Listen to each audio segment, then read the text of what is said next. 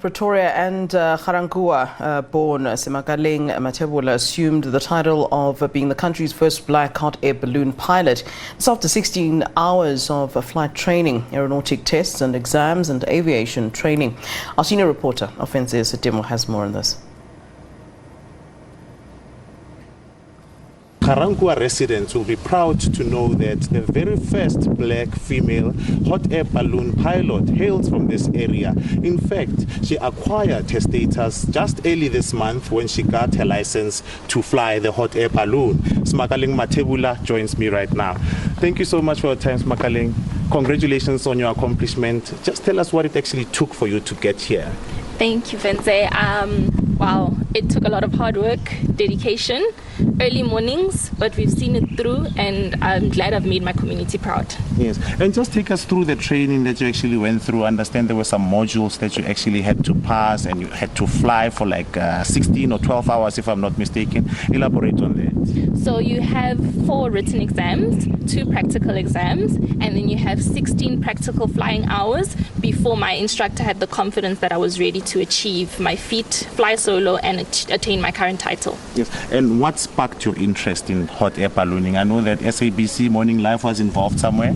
So I was invited to the South African Hot Air Balloon National Championships for 2018. It was the first time I've seen a hot air balloon. I was subsequently going to work in the industry. I fell completely in love. I haven't looked back since. Yes. And what advice would you have, especially for those that actually want to get into the industry?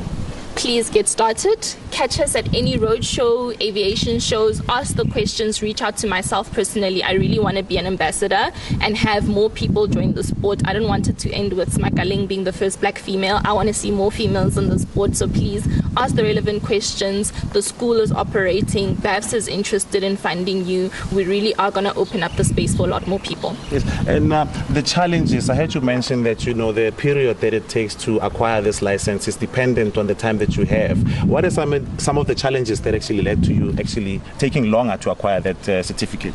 So my main challenges was COVID. With lockdowns, we need to be early in the morning. Curfew is not always in our favor, but also sports and recreation was restricted when COVID hit, and that took away quite a bit of time. So it's taken me 2 years. It's time not wasted, and we're happy to have done it. Okay, thank you so much, Semakaleng. Well, I'm now going to shine the spotlight on the guy who actually helped Semakaleng to acquire the license to be the very first black hot air balloon pilot. That is Mr. Flip Steyn. Flip, thank you so much for your time. You're welcome. If you can just tell us, the type of attention that you've got following training the very first black hot air balloon pilot. Yeah, if you look at the journey that we went through, it is amazing. The first thing is for me, with BAFSA and the National Department of Sport, they made money available to train 3 guys. And Sema is now the first one completed with us. We're still busy with 2 other guys that will complete their training. And it's awesome. This shows to me that things in South Africa is changing to the better, and that you get people from all walks of life joining us in this thing. The biggest challenge for us going forward is not training people, but getting the money and stuff to train these guys.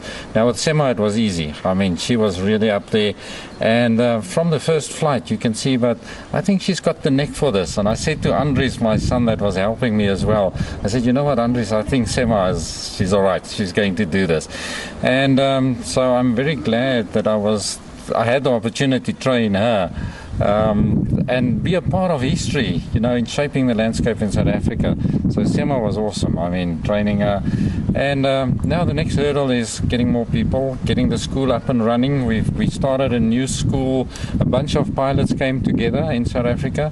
We're about 7 pilots that formed the school. We're almost finished with the applications at CAA. We had the audit the other day. And so everything is just going to go up and up from here. So the next question is getting people to come on board and helping us with what we need to do. Yes, and just to step in there before we get back to Studio Flip, tell us about women in hot air ballooning, in the hot air ballooning industry. Do you have a lot of them, or what is the challenge? There's a few women in hot air ballooning, and if I take all the women that I know, just before Sema checked out, I checked out another girl that flies in the Drakensberg, and it is for me, I always say that women brings in a new dimension in the sport. I think they're more gentle, you know, and they think things through. You know, so there is quite a few women in balloon sport today, but not quite as much men. Now the challenge is obviously to keep the women involved in aviation.